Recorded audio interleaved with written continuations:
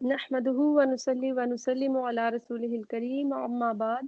فأعوذ بالله من الشيطان الرجيم بسم الله الرحمن الرحيم رب اشرح لي صدري ويسر لي أمري واحلل عقدة من لساني يفقهوا قولي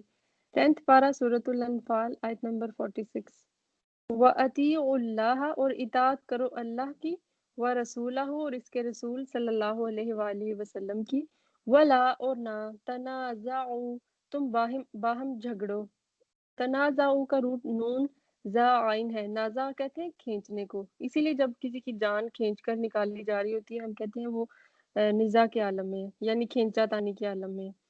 ولا تنازعوا اور نہ تم باہم جھگڑو فتفشلوا فتفشلوا کا روٹ فا شین لام سے ہے تو تم کم ہمت ہو جاؤ گے وتذهب ذهب اس کا روٹ ہے یعنی زال ہابا تذهب جاتی رہے گی ریحکم ہوا تمہاری یعنی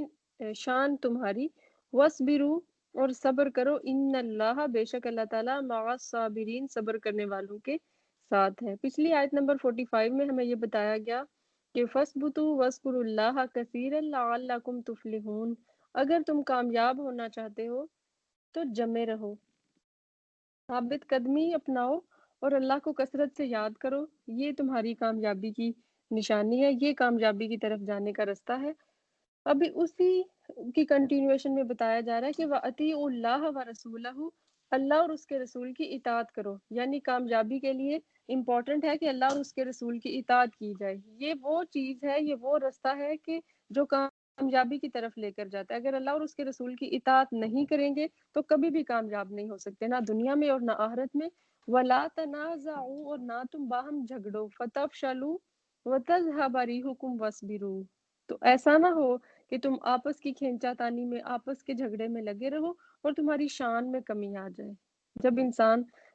یا اصل میں ہوتا یہ ہے کہ جب تو حالات اچھے ہیں سب کچھ ٹھیک ہے تو پھر کھینچا تانی بھی نہیں ہوتی آپ نے دیکھا ہوگا کہ سب سے زیادہ جو جھگڑے ہیں وہ لوور مڈل کلاس میں ہوتے ہیں اس کی ریزن کیا ہوتی ہے کہ غربت بہت زیادہ ہوتی ہے پاورٹی کی وجہ سے جھگڑے پیدا ہوتے ہیں ایک بندہ اپنی بات منوانا چاہتا ہے دوسرا اپنی منوانا چاہتا ہے تو اگر اس کو جنگ کے کانٹیکسٹ میں دیکھا جائے ویسے تو اگر سب کی بات سنی جا رہی ہو تو کسی کا مطلب ہے گھر میں سارے اپنی اپنی مرضی چلا رہے ہیں تو کسی کو کوئی خاص فرق نہیں پڑتا حالانکہ اس سے بھی جھگڑے پیدا ہوتے ہیں لیکن جب ایک جنگ کا معاملہ ہو تو اس میں اطاعت تو اور بھی زیادہ ضروری ہے یعنی دنیا کے سارے معاملات میں اللہ اور اس کے رسول کی اطاعت ضروری ہے لیکن جنگ کے معاملے میں تو یہ اور بھی اس کی اہمیت بڑھ جاتی ہے کیونکہ جنگ کا جیسے ہی کوئی مجاہد میدان جنگ میں قدم رکھے تو اس کے اوپر لازمی ہے کہ وہ بھی انسٹرکشنز کو فالو کرے جو اس کو انسٹرکشنز دی جا رہی ہیں کہ آگے بڑھ جاؤ واپس آ جاؤ اس طرف سے وار کرو اس طرف یہ ہتھیار استعمال کرو جو حکمت ہوتی ہے جنگ کی وہ ساری اس کو اپنانی ہے اگر وہ اپنے امیر کی بات نہیں سنے گا تو پھر کیا ہوگا ساری جو فوج ہے وہ ناکام ہو جائے گی چند مجاہدین کی جو ناکامی ہے وہ پورے فوج کے اوپر بھاری پڑ جاتی ہے ساری فوج کو اس کی غلطی کی سزا چکانی پڑتی ہے تو اس لیے فَتَفْشَلُوا وَتَذْهَبَ رِيحُكُمْ تو پھر سب کی ہوا جاتی رہتی ہے سب کی شان میں کمی آ جاتی ہے تو اس لیے جب جنگ کا معاملہ ہو تو اللہ اور اس کے رسول کی اطاعت اور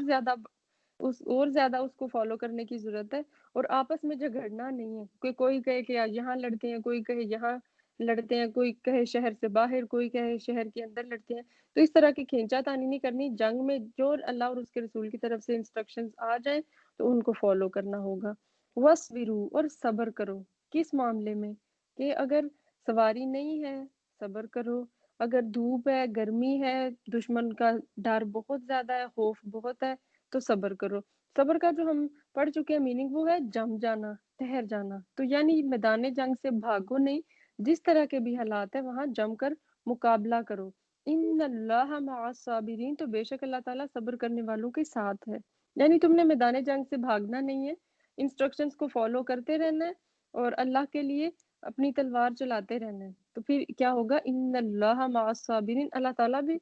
صبر کرنے والوں کے ساتھ ہے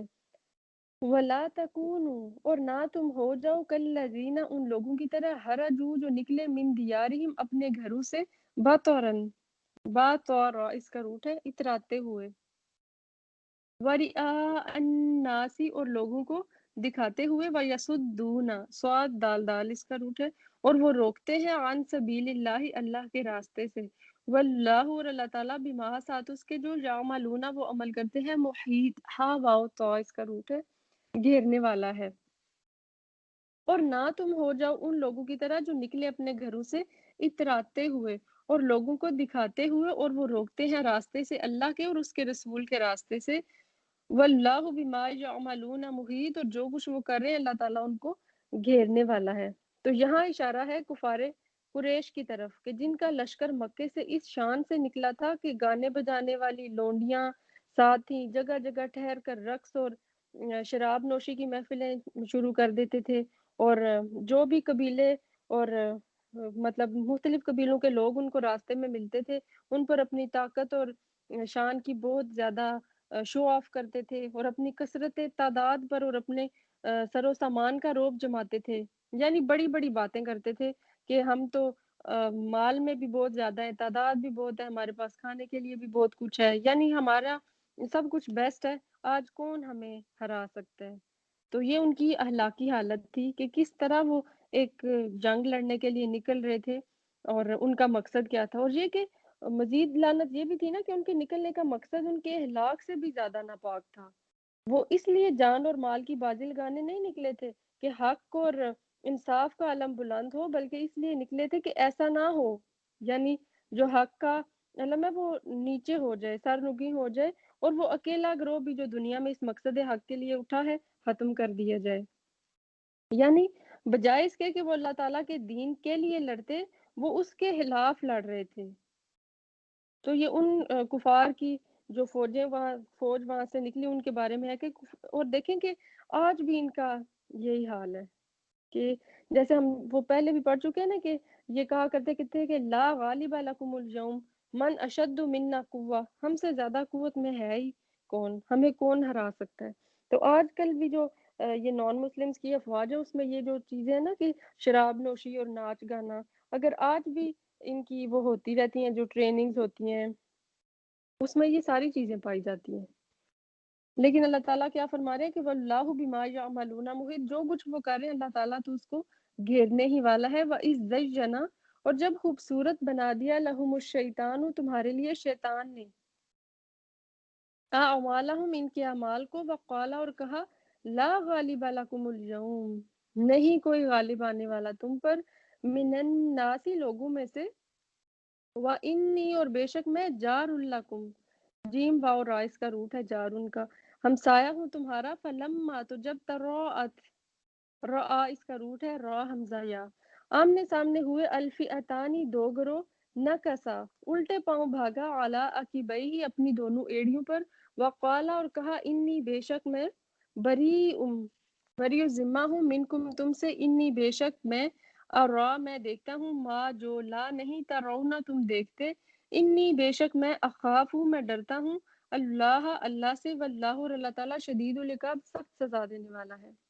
اور جب خوبصورت بنا دیا ان کے لیے شیطان نے ان کے اعمال کو، اور کہا نہیں کوئی غالب آنے والا تم پر، یعنی جب یہ لوگ وہاں سے نکلے تھے اور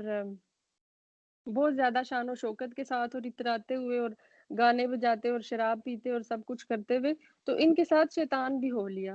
شیطان بھی ان کے ساتھ سراقہ بن جشم کی صورت میں آیا، یعنی ایک ان کا جو سردار تھا کفار کا، اس کی شکل میں آیا اور کہا کہ میں تمہارے ساتھ ہوں، تو جو تم کرنا چاہتے ہو تم کرو، تمہارے لیے آج سب خیر ہی خیر ہے، سب کچھ بیسٹ ہی ہوگا، میری ساری طاقت تمہارے ساتھ ہے، اور میرا ایک اثر و رسوخ ہے، میرا ایک نام ہے، تمہیں آج کوئی بھی نقصان نہیں پہنچنے والا۔ تو اس طرح شیطان نے ان کے ساتھ جھوٹے دعوے کیے اور ان کو تسلیاں دیں، یعنی اگر ان کے اندر ذرا سا خوف تھا بھی تو کیونکہ ان کو یہ والی باتیں سنائی شیطان نے، تو اس لیے ان کے حوصلے اب اور بھی زیادہ بلند ہو گئے تھے، اور انہیں یہ تھا کہ اتنے بڑے بڑے سردار جب ہمارے ساتھ ہیں تو پھر ہمیں کس چیز نے نقصان دینا ہے، یعنی شیطان جو سراقہ بن مالک کی صورت میں آیا تھا اس نے ان کے کانفیڈنس کو اور زیادہ بوسٹ اپ کر دیا تھا، اور لیکن پھر کیا ہوا کہ فلما تراءت الفئتان نکص علی عقبیہ، تو جب آمنے سامنے ہوئے دو گروہ، یعنی جب مسلمانوں اور کافروں کی جنگ سٹارٹ ہو گئی اور اس نے دیکھا کہ حضرت جبریل کتنے زیادہ فرشتوں کے ساتھ اترے ہیں، اور اس کو ایک نوری مخلوق ہے نا فرشتے، اور شیطان جو ہے یہ ناری مخلوق ہے، یعنی یہ آگ سے بنائے گئے ہیں، تو یہ ایک دوسرے کو دیکھ سکتے ہیں۔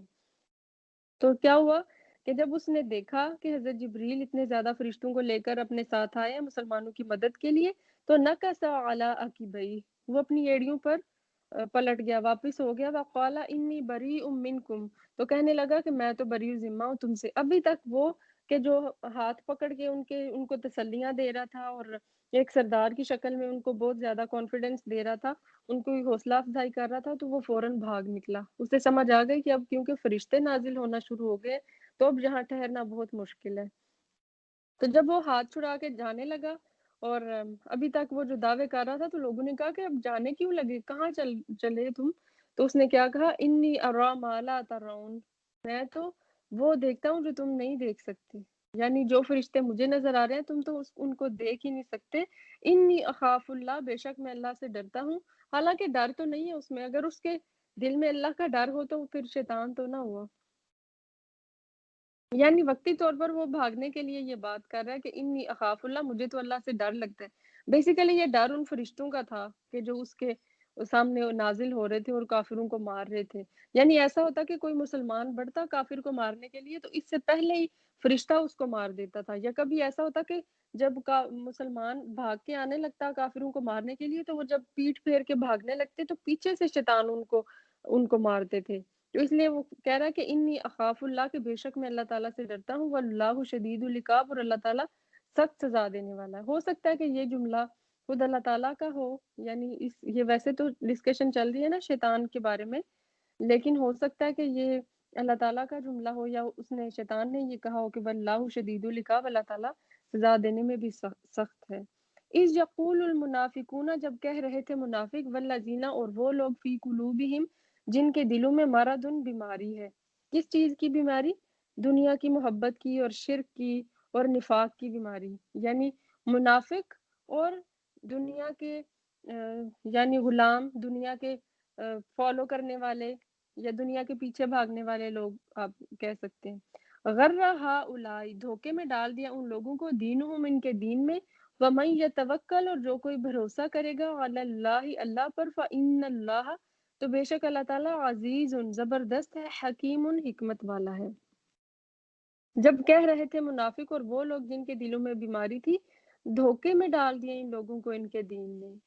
کفار کیا کہتے تھے کہ مسلمان کتنے بیوقوف ہو گئے ہیں، ان کے دماغ چل گئے ہیں، یہ اپنے گھروں کو چھوڑ کر، اپنے بال بچوں کو چھوڑ کر، اپنے بزنس چھوڑ کر، اپنے پکے ہوئے باغ آدھے رستے میں چھوڑ کر، یعنی وہ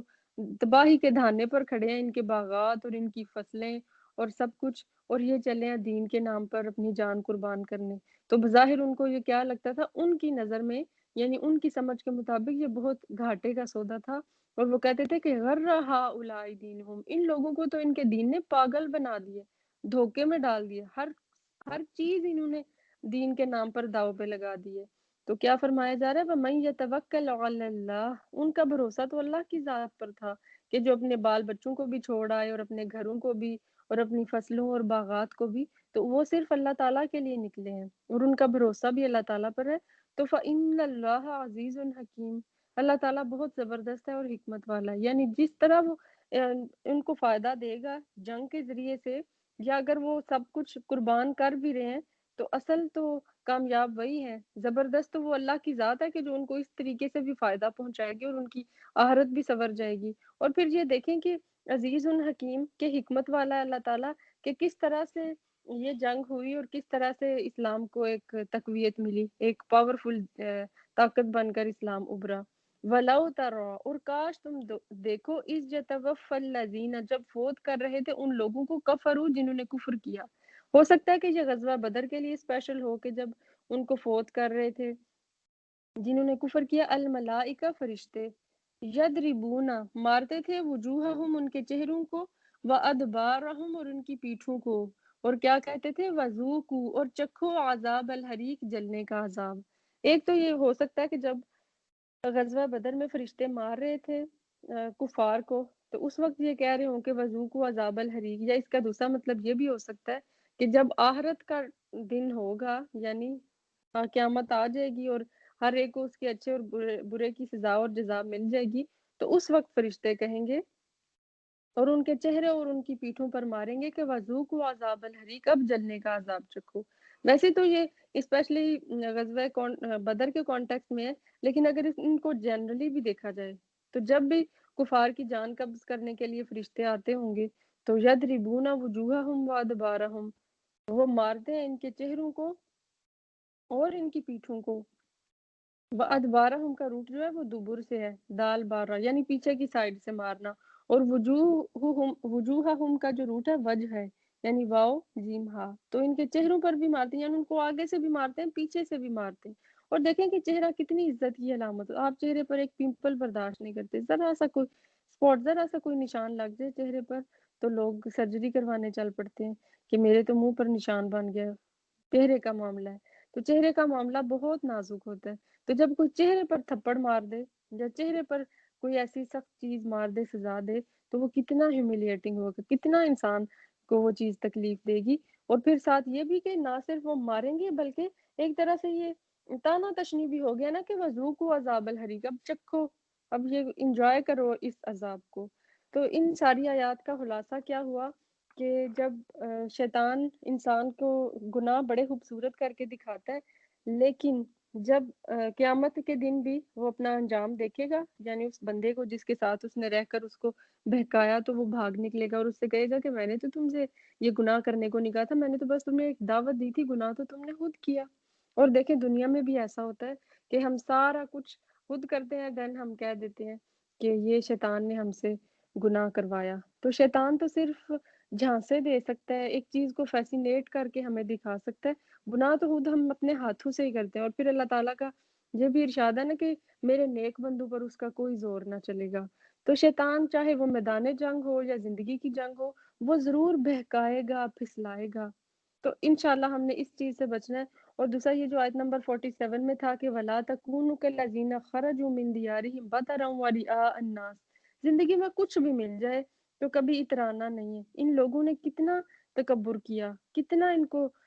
پراؤڈ تھا اپنی چیزوں پر، لیکن اس کے باوجود کیا ہوا کہ اللہ تعالیٰ نے ان کو نیست و نابود کر دیا۔ یعنی جس جگہ پر آ کر وہ ناچ گانا کر رہے تھے، تھوڑی دیر بعد اسی جگہ پر ان کی لاشیں